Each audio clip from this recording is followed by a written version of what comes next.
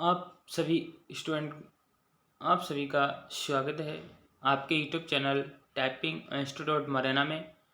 आज मैं लेके आया हूँ 45 WPM डिक्टेशन, जो लीगल डिक्टेशन है, कोर्ट से संबंधित है।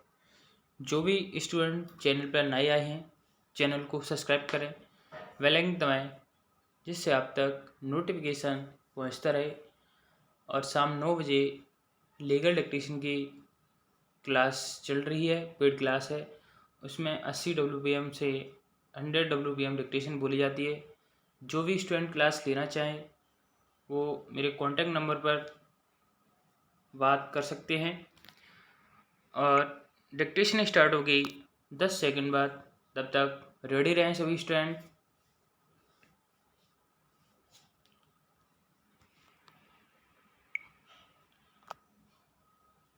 स्टार्ट।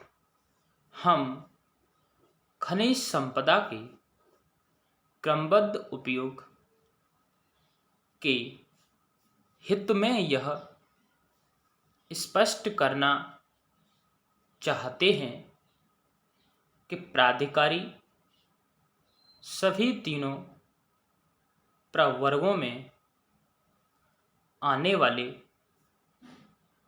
जितने भी आवेदन फाइल किए जाएं, उन्हें प्राप्त कर सकता है। पूर्णविराम। उदाहरणार्थ, उसे द्वितीय प्रवर्ग के आवेदनों को केवल इस कारण स्वीकार करने से इनकार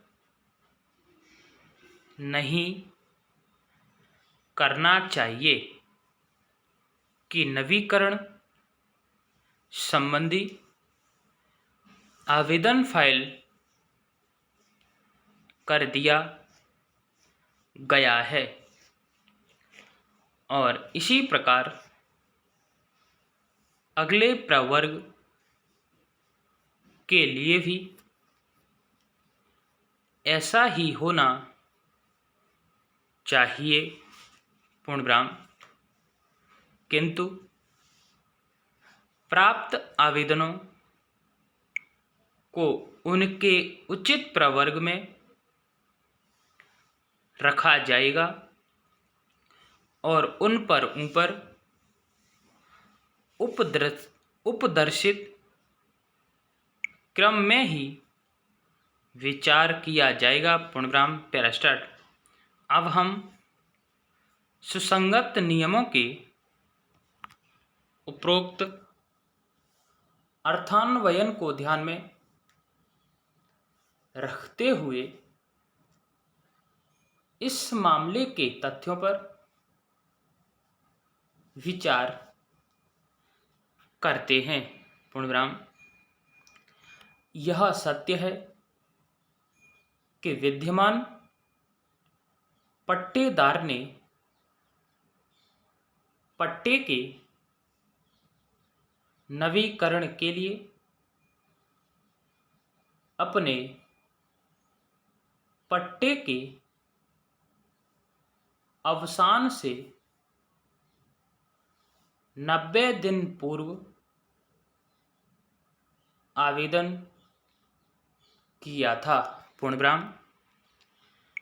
किंतु इससे पूर्व कि उसे मंजूर किया जाता या यथा स्थिति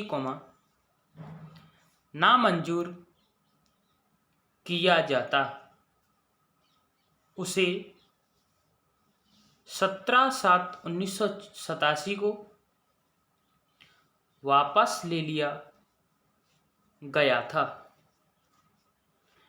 इससे यह अभिप्रेत है कि दूसरे प्रवर्ग के आवेदनों पर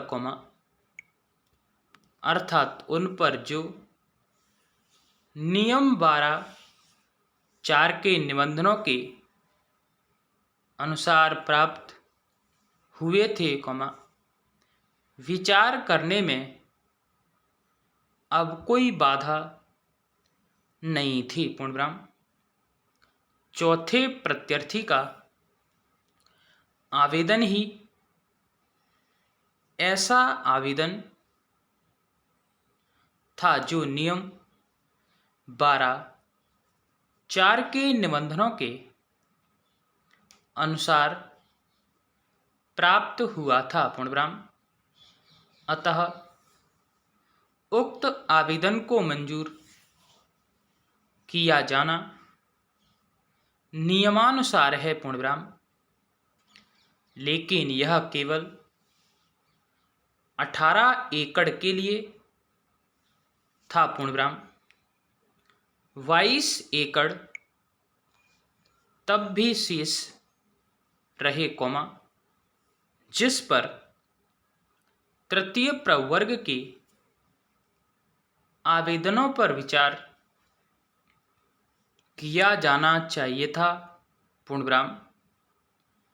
जैसा कि इसमें ऊपर स्पष्ट किया गया है कि पट्टे की जैसा कि अपीलार्थी द्वारा फाइल किया गया है, अवसान के 30 दिन के भीतर प्राप्त आवेदन और पट्टे के जैसा कि प्रत्यार्थी संख्या 5 द्वारा फाइल किया गया है, अवसान के पश्चात प्राप्त आवेदन उसी अवलंब पर आधारित है, पूर्णविराम। इस तथ्य को दृष्टिगत रखते हुए कि याचिका आवेदन पट्टे के अवसान के पूर्व फाइल किया गया था, उस प्रवर्ग में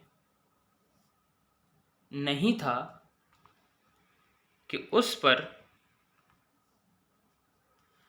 अधिमानतः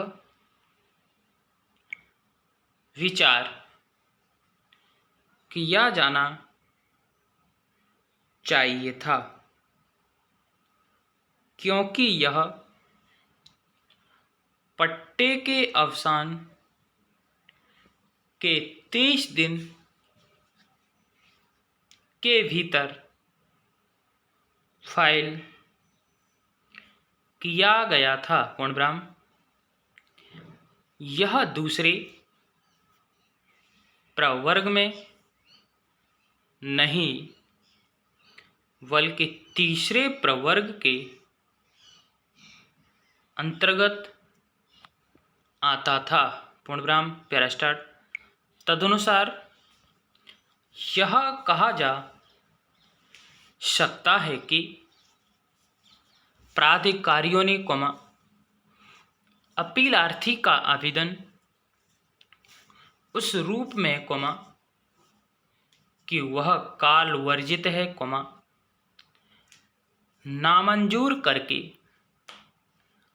ठीक नहीं किया था, पूर्णविराम। तथापि हम इस मामले को उस समय को दृष्टिगत रखते हुए जो प्रत्यार्थी संख्या 5 के पक्ष में अनुदान से अब तक व्यपगत हो चुका है, प्राधिकारियों को वापस भेजने का प्रस्ताव नहीं कर रहे हैं। पूर्णविराम। पट्टे की अवधि केवल 5 वर्ष है। इसका अधिकतर भाग पहले ही बीत चुका है। पूर्णविराम। अतः हम इस विवाद को समाप्त करना चाहते हैं। पूर्णविराम। ऐसी दशा में यह प्रश्न उद्भूत हो सकता है कि दोनों लेबर को ऑपरेटिव सोसाइटियों में से किसे अधिमान दिया जाना चाहिए। पूर्णविराम। स्टॉप। वीडियो अच्छी लगी हो तो लाइक शेयर कमेंट करें, सब्सक्राइब करें, बेल आइकन दबाएं जिससे आप तक नोटिफिकेशन पहुंचता रहे। जो भी डाउट हो मेरे कॉन्टैक्ट नंबर पर पूछ सकते हैं। कॉन्टैक्ट नंबर है 8817458489। धन्यवाद।